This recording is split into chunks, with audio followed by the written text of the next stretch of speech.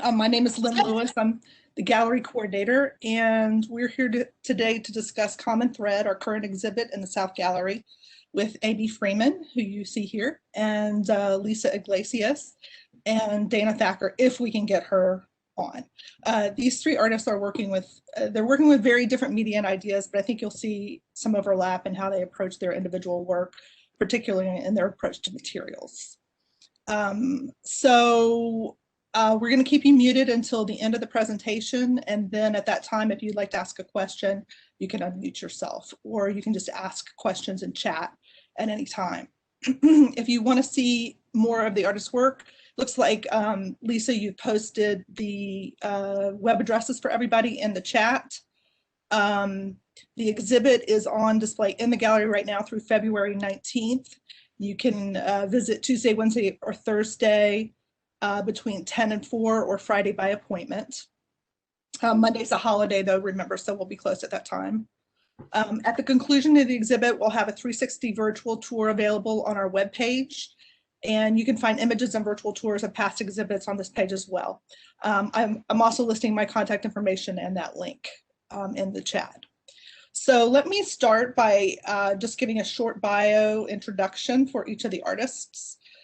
Amy Freeman is our first presenter, and she is a full-time studio artist working in Gainesville, Florida. Traditionally a figurative painter, her current work explores concepts related to the narrative, women's rights, and the culture of domesticity. She earned her MFA at the University of Massachusetts, Dartmouth, and a BA at the University of Wyoming.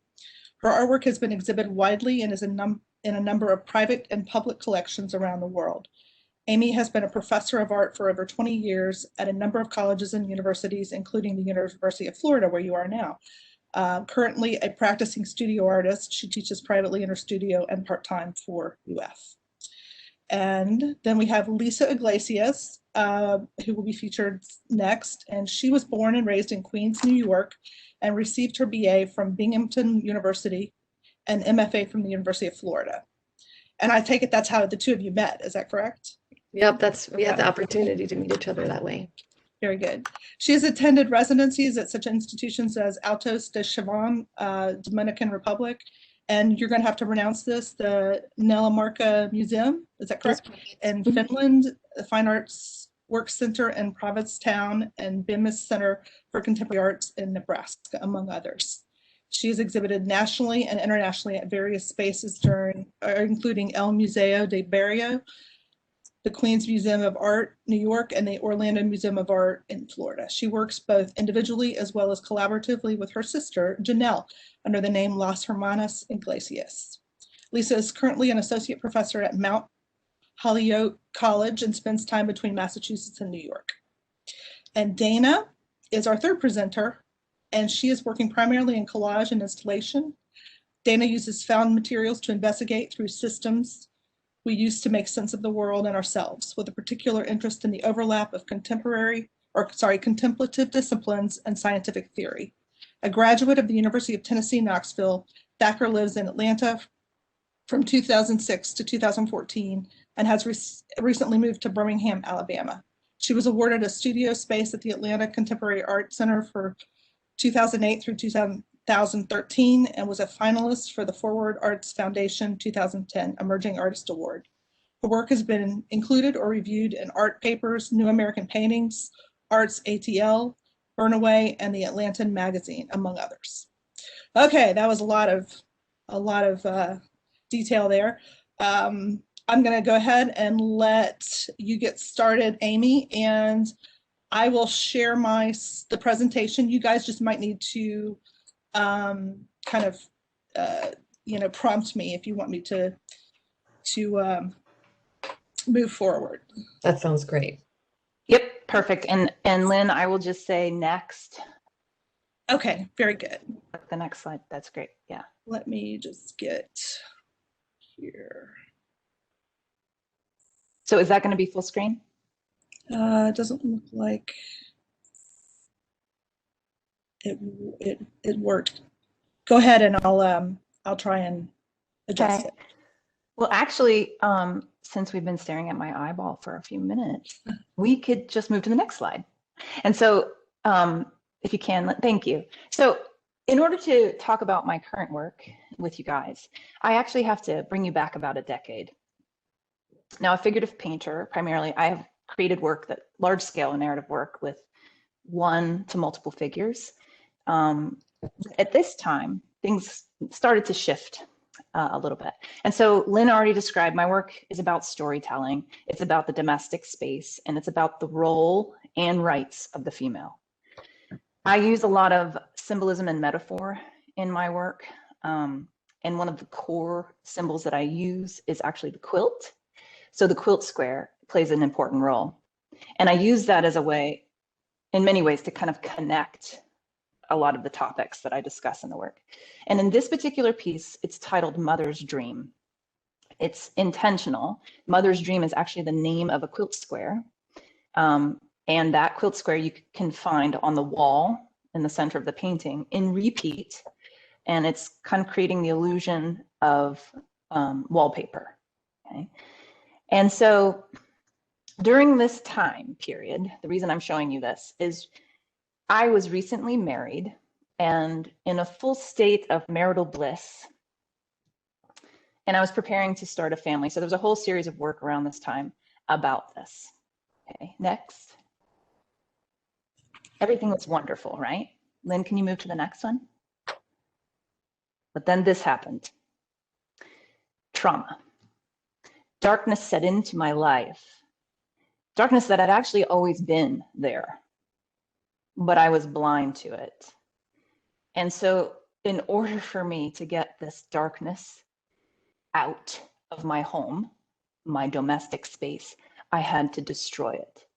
And simultaneously, I started to destroy my work. Next. And I did this in multiple ways. So I did this through all my works, my new and old works on paper, on canvas, and on panel, which mostly I had painted on panel. I ripped, tore into shreds, tore apart, ripped off the canvas stretchers. I took a circular saw and cut through the paintings on panel. And I had debris. I have debris still left over, piles of it. And simultaneously, at the same time of destroying this work, my grandmother died. My grandmother, who taught me the art of quilting and who oddly kind of endured similar traumas in her relationships as I did. So this became our common thread.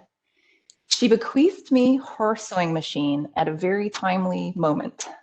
I received it and I decided I really had to stitch everything back together, reconstruct, put them all back together and form new meaning, new story. Next. Next, Lynn, please. Thank you. And so by doing this, I used new and old work, but I also manipulated the materials. So I used house paint that was residue from my previous life, and I dipped material into it. I used household recycled materials in the work, tissue boxes, any kind of cardboard, paper that was going to be tossed, I saved. And the work on the left is called Flooded by Stitches and Memories of Flight. And this was my first full-size wall quilt that I created. And the one on the right is called Silenced One, and it was when I started to reintroduce the figure just a few years ago back into that work. And if you notice, on both of them, there's these triangle shapes that are set in repeat, and that is called, in the quilt world, it's called the flying geese. And the flying geese, to me, represent escape, physical, psychological escape, or the attempt to escape my voice, to have my voice heard, right? So I used it to both emulate the physical movement and then also this idea of like silencing in the work. Now, if you notice the years that this was created, this is in the last 4 years of our wonderful politics in this country. Trauma and inequality was huge. So greatly inspired by the Me Too movement, Roe v. Wade, potential erosion, women's rights eroding, and people's rights in general. That was a big component as well in my work. Next. So I silenced my figures with the flying geese, and I silenced them through covering them completely covering their mouths, preventing them from speaking, having them hide behind things. So they had to peek through, and they're losing their voice, or they're trying to have their voice escape in some way. These works are in the exhibition, by the way. Next, please. So I blanketed them, but I also stitched them quiet. I stitched them blind. This piece is in the exhibition as well. Next. And I also did a lot of severing. I severed their heads, and I replaced them with the tool that severed them in the first place.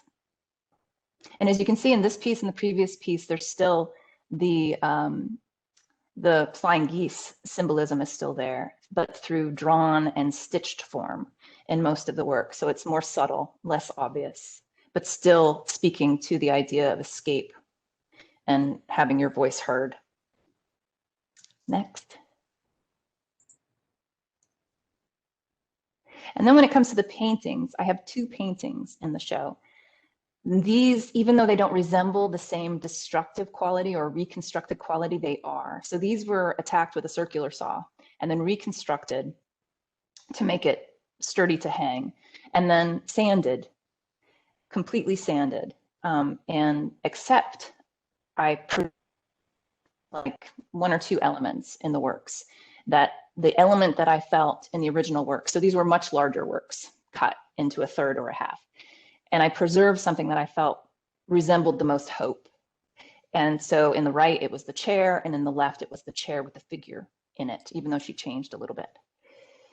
And so if you notice, it's this idea of the glass ceiling, this idea of this open sky, and the flying geese are now set in flight. So the pattern that I create on the floor is kind of scattering, where the triangles kind of move. And simultaneously, that same pattern is representative of mid-century design. And mid-century design is a period of time where the domestic space and the female role were intertwined and controlled, very much controlled. So this pattern is very much controlled. But if you notice the title on the left, if you can see it, the restitching her ground, she waits. And so this one was the one for the show that I had just completed in the last week before the show went up. And so if you go to the next slide, Lynn. So this figure is restitching her ground, right? And you can see the stitches embedded in the ground. She is restitching her ground. She is recreating her story and attempting to move forward into a new narrative. That's it. Thank you. Okay, thank you, Amy, very much. Lisa, are you ready to get started? I am. Thank you so much, Amy. It's so wonderful to hear you speak about your work and to talk about how your work reflects current time moments and the processes that you use in your studio practice. Thank you, Lynn, for the opportunity for us to get together and to talk with the community there in Jacksonville and, as we were saying, across the Eastern Seaboard. And thank you for the introduction. So we can go through to the next slide. So these 2 pieces are what I have contributed to our 3-person show at the gallery. I've contributed a stop animation, linking together drawings that are then put into sequence and then approximate a stop animation, a video, and a wall installation of soft sculpture called Counting Time. And that each of those sculptures are made through processes of different knots. And they reflect kind of that question that was asked in the beginning of our gathering today about like what their kind of significance is inside of the video. If we'll go towards the next slide. And so this, the animation that I'm showing at the gallery currently is a stop animation that I've started, that I've been working on for about like 3 years, and it's a project that I'm couching within the other slides that could come after in this idea of an indeterminate length. So I think of this not as a video that has a beginning and an end in terms of a start and a finish, or a resolution or a cohesion, but rather that this video I'll continue adding chapters to and continue kind of culling and editing and adding to. In that way, it's shown on loop. And it reminds me a little bit of what Amy was talking about in her practice of sort of like rethinking our works, right? And reimagining, cannibalizing, drawing from older works and restitching, reforming, retransforming. And that how they might reflect differences in time and approaches. And so I think of that process in the video, for example, where I'm going to continually add to this video. So the video that's being shown right now will be shown in a different iteration the next time I show it, because other chapters will be added. Next slide. And that's the same video. I saw a question came up. So those two previous slides were of the same video, and that's the video that's being shown in the gallery currently. So this slide I wanted to add in terms of like the connection of a sort of a distilled color palette to black and white that I've been working with in different forms for a while in my individual studio practice, as well as this idea of an artwork that is in flux and shifts and doesn't have a specific beginning and end, and also reflects the current time period. And so specifically, I'm going to talk about the project that you can see in this slide over to the left. If you'll go to the next slide. So Amy mentioned the past administration, right? And so there was this really obviously ubiquitous motto of "Make America Great Again." And I wanted to see what would happen if we were able to tease that out and see if that motto could then reflect the community and the audience of this particular setting, which was in upstate New York at Binghamton University, my alma mater.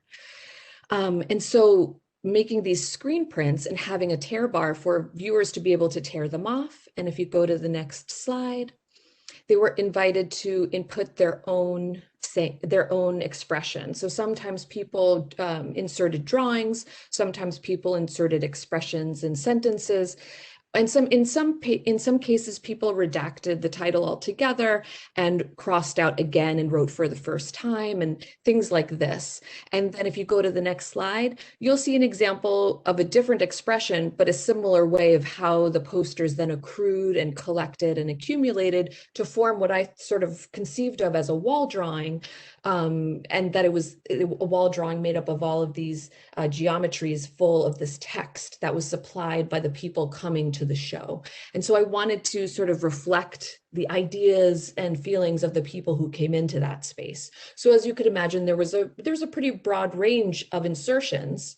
And even though in my mind, the expression of, "Make America blank again," or in this case, some blank must stop now, blank must start now. There's a neutrality to that, but that it reflected the space is non-neutral because it reflected the feelings of the participants, the people who are willing to make their own insertions and redactions. We can go forward to the next slide. So this work is, it reminds me in some ways of the stop animation that is in the gallery at the moment because of the heavy presence of the portrait. But also but more emphatically, I think, because that's an indeterminate length of time. So I started this practice in 2018 of creating portraits. And if you'll go to the next slide, it was a way for me to think of a project where I could pause for a moment and meditate on who I think is contributing to greater equity in the United States across history. So in some cases, the people that I'm imaging are historical and they've passed away, and in some they're very much contemporary. And it was started at a time when I was at a loss for how my own making could become activated or have meaning for me. I was really at a sort of standstill in my studio practice.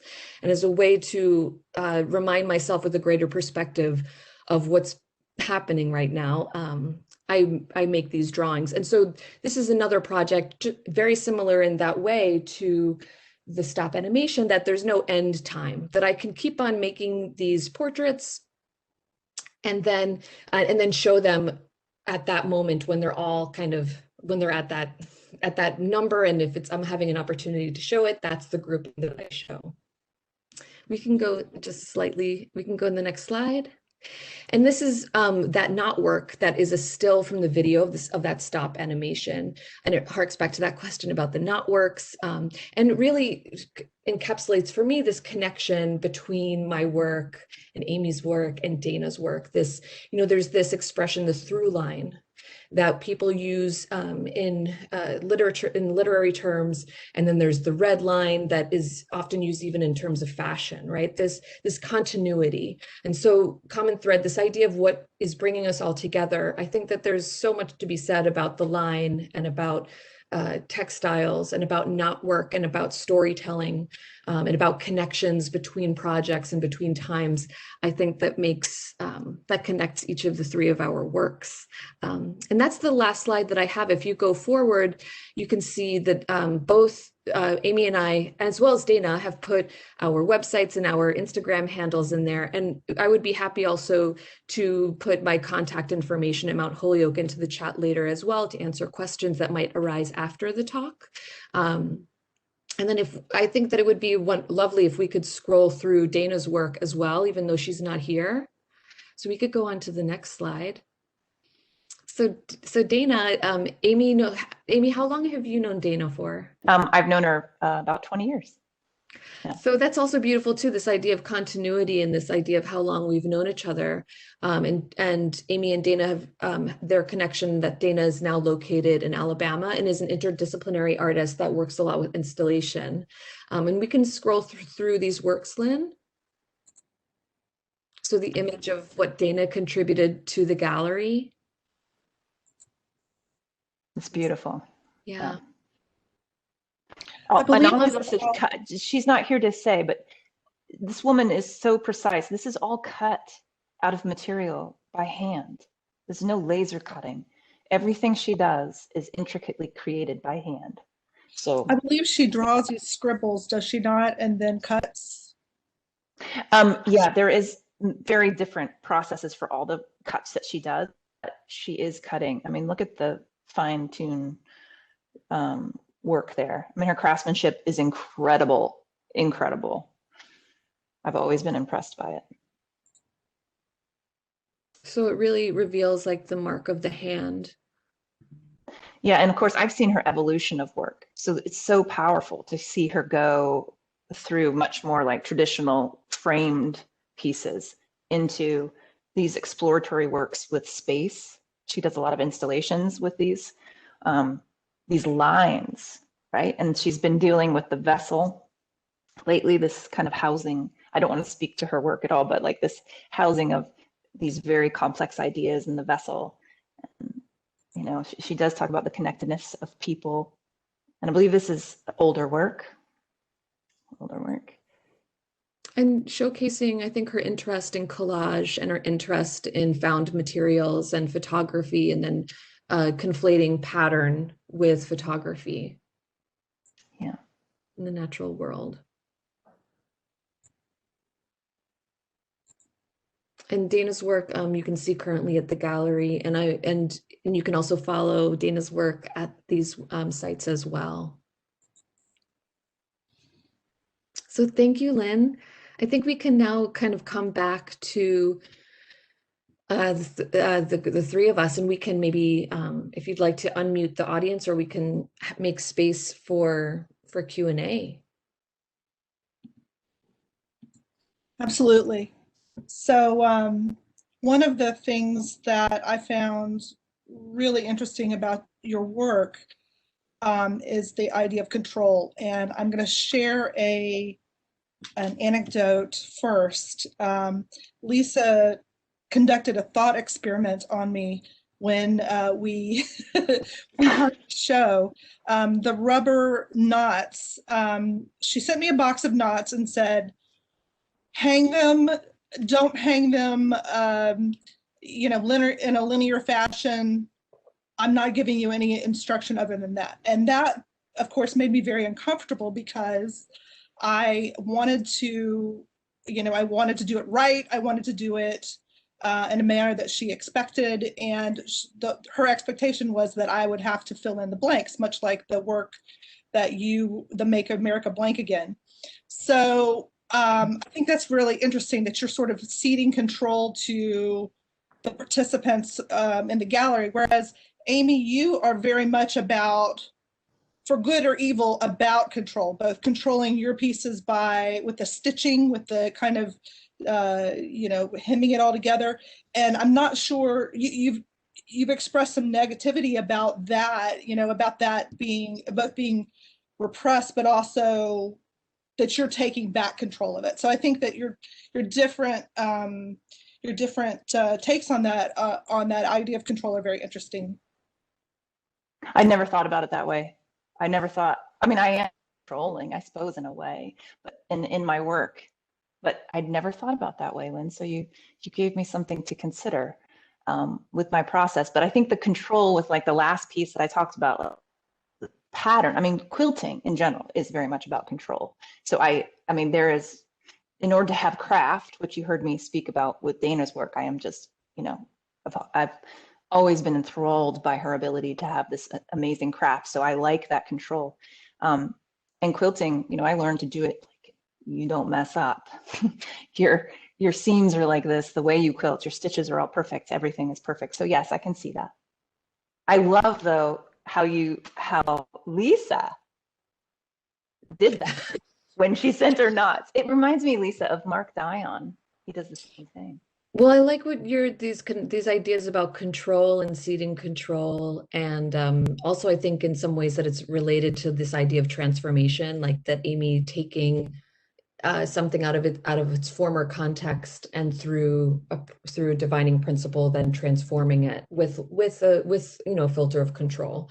Most of my work I realize is kind of entered through the prism of collaboration. So whether I'm collaborating directly with my sister Janelle, and we have a whole kind of work process and practice that's totally about that.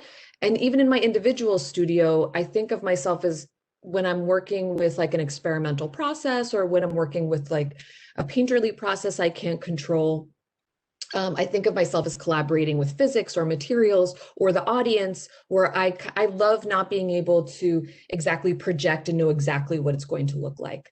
So in that sense of sending Lynn these knots, it's this idea that, acknowledging the collaboration between a curator and an artist, like there's an exchange and a collaboration happening there anyway, right? And so then let's emphasize that. And I'm super curious in how you might then foresee these elements. And I was curious because we are sending our work from different places and not really totally getting how I had imagined that the space felt very large, and that there was many, many infinitesimal ways that our work could hold space in the gallery, that maybe that the work would make sense on the wall or on the floor or in another kind of way that could respond to the way that the work was installed, right? Because even like Amy sending your works on paper and mixed media that are stitched together, the way that it's hung is going to alter how it operates, how the meaning is manifest. So there's already a collaboration happening there. So I like this idea when there's like rules like Sol LeWitt, or these kind of even more kind of wide open ways that curators and artists collaborate. And I love the way that you installed it. I mean, the way that you installed it, I think is very, very similar to the way that I would as well, is like literally drawing on the wall and placing them to react to the space and the architecture in the gallery. Well, good. You've made me feel very relieved that I've gotten your approval on that. Yeah, it was, but it was interesting. I realized as I was doing it that that I was reacting in an interesting way to that. One of the other things that I notice as a similarity between all three works is that you're all kind of dealing with a drawn line that's not drawn. So Dayna is drawing scribbles and then cutting them out so that it's originally a drawn line, but then it becomes something completely different. And then Lisa, you are drawing and then digitizing or drawing with the knots. And Amy, you're drawing with thread and needle, as well as traditional measures. So I really, I see that as a similarity between the three of you, as well as your work with light and shadow. So all three of the bodies of work are really responding to the space. They're responding to the way the light is, there's a relief element to them. And that was something that sort of occurred to me, as I was hanging it. But is that something that you really are focused on or interested in? Well, I think definitely, like, for example, Amy, your works on paper that come forward from the wall, there's so much volume and so much having to do with shadow in that. And also the way that you collage creates layers and subtle, nuanced collage shadows in the work itself, right? Yeah, no, yes, I try. I'm actually, they're screaming to get off the wall. And maybe Linda's right, my control factor, they haven't quite got off the wall. So I think it's an evolution. But yes, I am very much interested in I've been such a 2D artist. And with everything that's happened, I'm evolving into trying to get them off and relate to space more. And yeah, I think also not being within a frame, which is why I didn't frame them. Like I'm trying to also have them have a relationship on their own, be their own entity without being contained again by some other controlling force. So yeah, and thinking about drawing that, like a video projected on the wall or Dayna's installation and the way that you show these works on paper unframed, it's dealing with the wall as a ginormous piece of paper, right? Like making these gestures on the wall is drawing. And there's such an implicit power in drawing as this really elemental discipline that's super expansive and can disrupt categorizations and defy a pigeonholed definition, right? That drawing can be animated, it can be sculptural, it could be traditional textiles and in stitches, it could be laundry, to-do list. It could be like the first scribbles that we write on the sidewalk. So it's like this kind of force and field that unites people just all as a foundation. Looks like we have a couple of questions. The first one is, have you drawn a picture of yourself? I don't know if that's directed to Amy, but Amy, I think maybe some of these are self-portraits, are they not? Not all of them, but there are a number of them that are self-portraits. But I had a series of models. A lot of people presume they are all self-portraits because my models were all soccer buddies of mine, and we all kind of have the same body type. But yes, some of them are self-portraits, but that is a key element when I saw that. And then the next question is about Impressionism. Like, do I consider myself an Impressionist? I don't, except I really do relate to the Impressionist period. In my origin, the one piece was by Cezanne, Madame in a Red Chair, was like the painting that made me want to paint the figure. And I saw it in Boston. It's a permanent collection is it the Fine Arts Museum? Lisa, you probably will. I think I want to say MFA, but I think I'm saying the wrong thing, but in Boston. And that is definitely a period that I responded to, but my work is initiated through observation. So I paint from observation. The Mother's Dream painting that I showed you was my first attempt at incorporating imagery from photograph, but I am directly relate to my space. And so I bring in models. I use my kids, mostly not right now in a final kind of format, but I work directly from life. And part of the reason that I use myself is because not to relate to myself. It's not like a self-portrait per se. It's like I am my best model, and I can't force. If you knew my previous work, you would understand why. The positions I would put myself in were so complicated, but I am by observation, life around me, and then manipulating it to create a new narrative. The Impressionist period might have been asked because of the way I paint, like with a lot of color. And that, if you know Madame in a Red Chair by Cezanne, it's probably where that comes from. But that's also just how I see color everywhere. And I don't understand how people can paint figures with no color in their skin. It just doesn't make any sense. So to me, I'm like, how do they see just one color? This doesn't make sense. There isn't. The world reflects. So sorry, that was a long answer. Looks Lisa, like we there's a have question for you. Oh, sorry. Yeah. Do you see the question? It's perfect. This is Liz Bryant. She's the a drawing instructor here at the college. And she says it's perfect for her drawing 2 class. They're working with color and restricted palettes, more muted colors. They also have a project coming up where they must create a drawing with non-art materials. Can you speak about your use of color and material choices in relation to concept a bit more? I believe that would probably be both of you, both of you could speak to that. Lisa, in terms of the power of the materials? Let's see, your use of color and material choices. Yeah. Amy, do you want to go in on that? I'm not sure. I'm trying to find that question just so I can. It's in the Q&A. Yeah. I see the women in your portraits for Lisa, the influence. Oh, I believe maybe Liz sent this to me privately.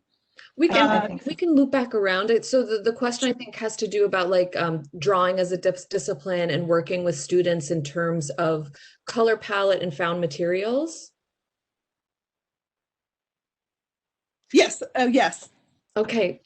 Great. I love thinking about the elemental materials in terms of, for example, graphite, paper, kind of the very basic materials, and how foundational, how accessible, and how ubiquitous they are. So I love working with these materials that really speak to a kind of universality, a kind of equity, kind of accessibility and inclusivity. So I think that's something that I love about drawing, that it can speak to those ideas. And then in terms of materiality, I think the idea of using your own materials over and over again, for example, the way that Amy does, like revisiting older work and using that as material, is so latent in that gesture with meaning that you automatically weave that meaning into your work, which can be super radical and really poetic and beautiful. And I talk to, that's also some of my favorite conversation issues with students, is talking about materiality, and that materials are never neutral. They're always carrying the economic, political, historical, colonial kind of histories implicit in those materials. So if we're making ink wash drawings with coffee, or we're sprinkling sugar and salt in our watercolors, we can really speak to what those materials might carry in terms of like Caribbean history, for example, in those cases. And that there's a lot of potential there for in the sort of process of merging form and content. And so that's something that I love to think about and do in my own studio. And it seems that also that's implicit also, Amy, in your work, that you're thinking so metaphorically about and symbolically about the drawing processes, like about stitching and quilting and sewing and collaging, and that they say something beyond just their technical process, right? Oh yeah, and the material itself, I think whatever you use has embedded meaning, just like you said. And so I try to teach that to students, especially in interdisciplinary courses, where they're thinking about what to create with. But in my own work, yes, it's like, and I'm selective too, and maybe it's that level of control that Lynn was talking about, but I am selective about the choices I make, like the period of time of I have bins according to year, like, and current, and how my current work works into that. And I think anything you choose, even the symbolism of color, can really play into that. So the symbolism, what you use, the color of which you're focusing on, and the material. I mean, there's just so many more things that you, Lisa, and I have in our work that we can't necessarily talk all through in this short amount of time, but like everything's embedded with something. And yeah, and so I do focus on all of those elements in my work, as well as with students. I'm going to pause here for just 1 second, if it's okay with you. And I'm going to unmute everyone, just so that those of you who want to talk are going to be able to.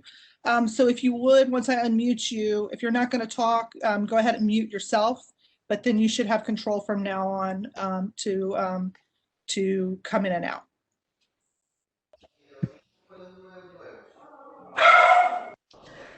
I love all the different sounds that are suddenly, right? Yes.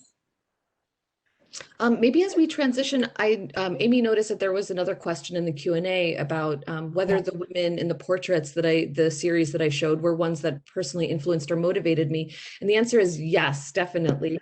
So that in that sort of, that spirit of like every artwork is a self-portrait of the artist, I think that it's undeniable that it's impossible to draw every single sort of monumental or change-making figure in the United States, so that I'm doing them very slowly and additively, and they accumulate, and they definitely mirror who I'm super curious about and want to learn more about and want to honor and amplify.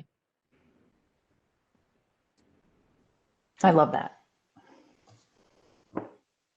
It reminds me of Julie Heffernan.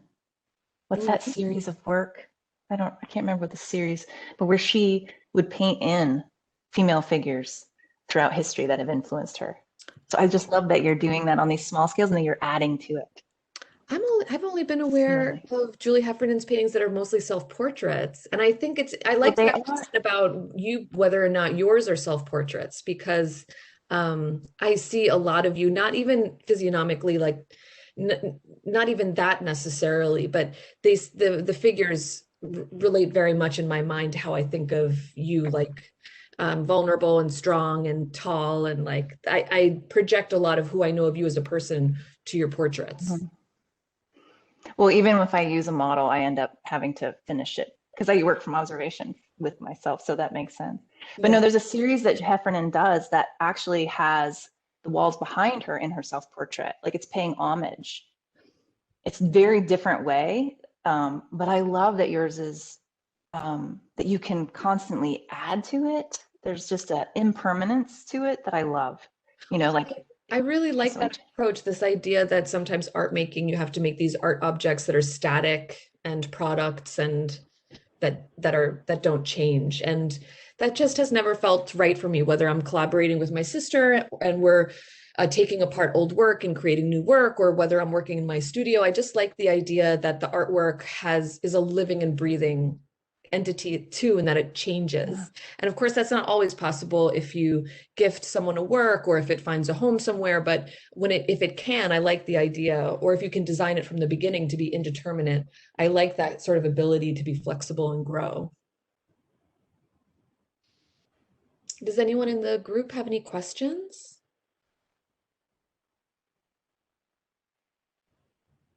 Can you hear me? I mean, what? Yeah. Oh, okay. My mic looked like it was muted. I couldn't tell. I have more comment to Miss Amy. I just want to say that her artwork was very powerful. The feelings that it provoked as I looked at it, they were strong. I liked how she took something that she tore apart herself with her hands and then decided to put that back together. That felt very, what's the word that you use that's not coming to mind? Metaphorical. Mm-hmm. Like, I've torn myself apart and now I'm putting myself back together. Like, that was very moving.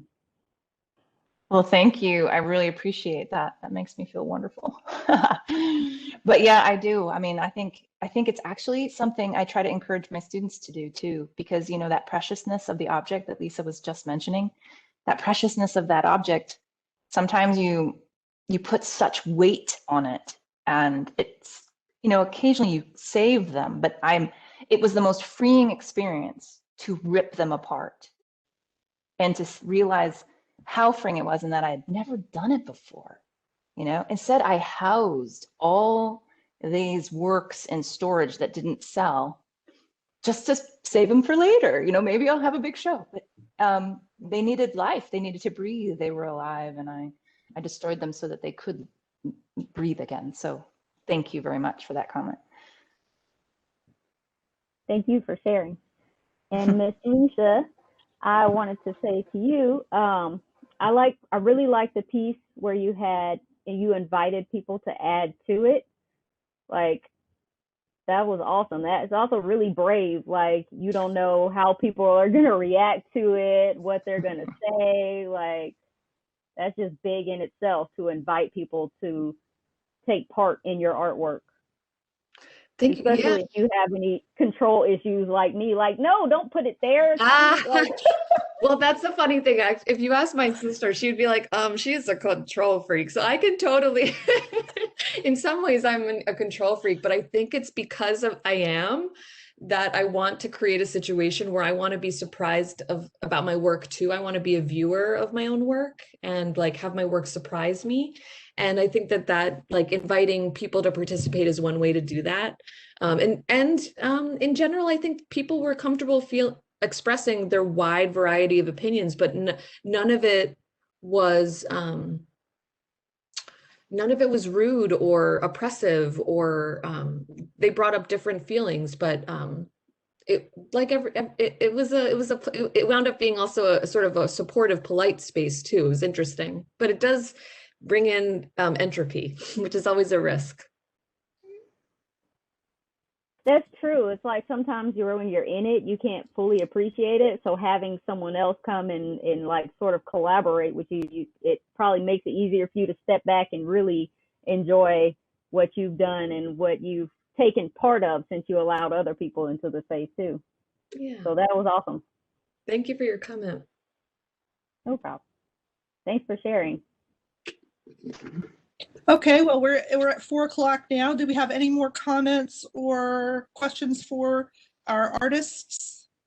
Hey, Lisa, this is Jason. I had another question regarding your video piece. I don't consider myself a visual artist. I'm more of a musician, more of a writer. And so the piece that you included, I don't know how else to reference it other than on a street, there's a house. In the house, Yes. there's a stairwell. On the stairwell, there is this ongoing, in a piece that I'm writing to my professor about it, I kind of, reference it as like an onslaught of non-narrative descriptions. Was that your writing? Was that someone else's writing that you were filming to then do the stop motion to get the reference? Like, tell me about that piece.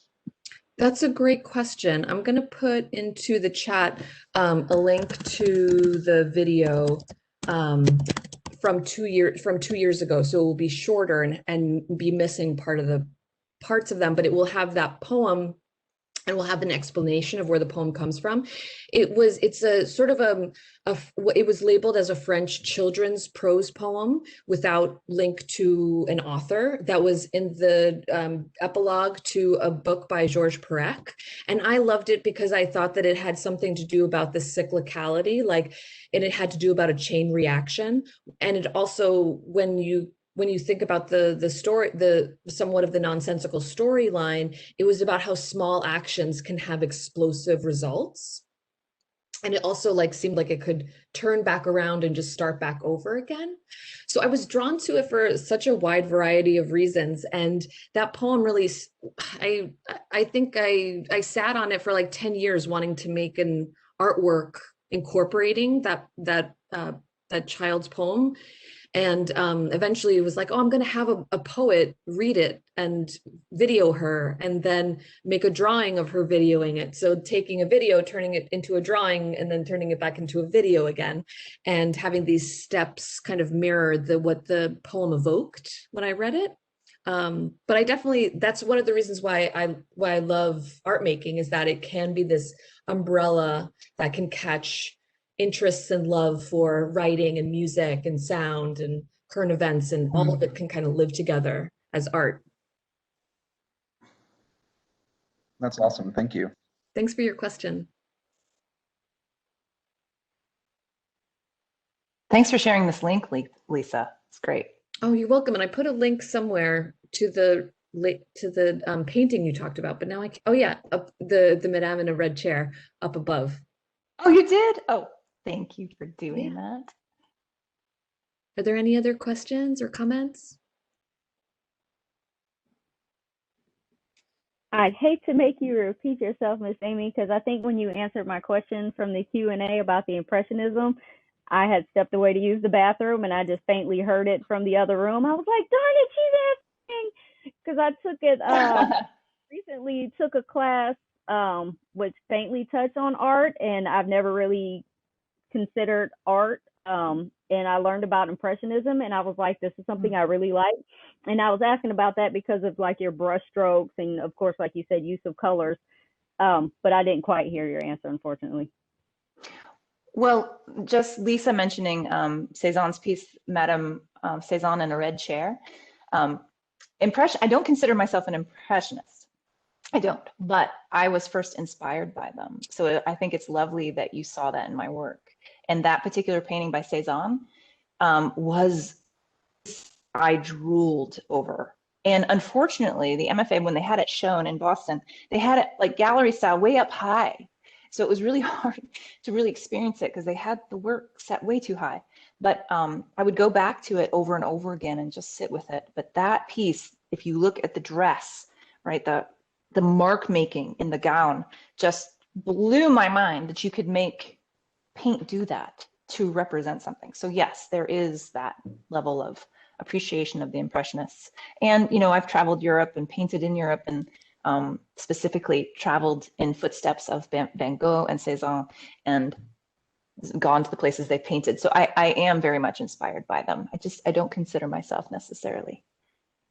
I put that link again in the chat so that you could see it, and that looking at it, I can totally see like strips of paper and textile patterning. So there's I encourage everyone to go look at that painting because there's a lot of dialogue between that painting and Amy's current work. It's true. And if you look at her face, even the idea that the dress is in her face and her face is in her dress. And to me, painting, I mean, I see relationships everywhere.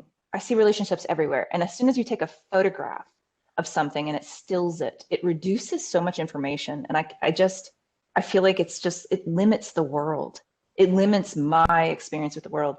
So when the Impressionists, who all worked from life, you know, there's so much going on. Reflective color, reflective light is a real thing. And I feel like it's alive, you know, light energy forming color is alive. And I can see it. And so if it's not in a little bit in the mixings of color or in the space, it's not really a real space. And it's certainly not felt space. And that's how I see it. It has to be a felt space for me to appreciate it. So.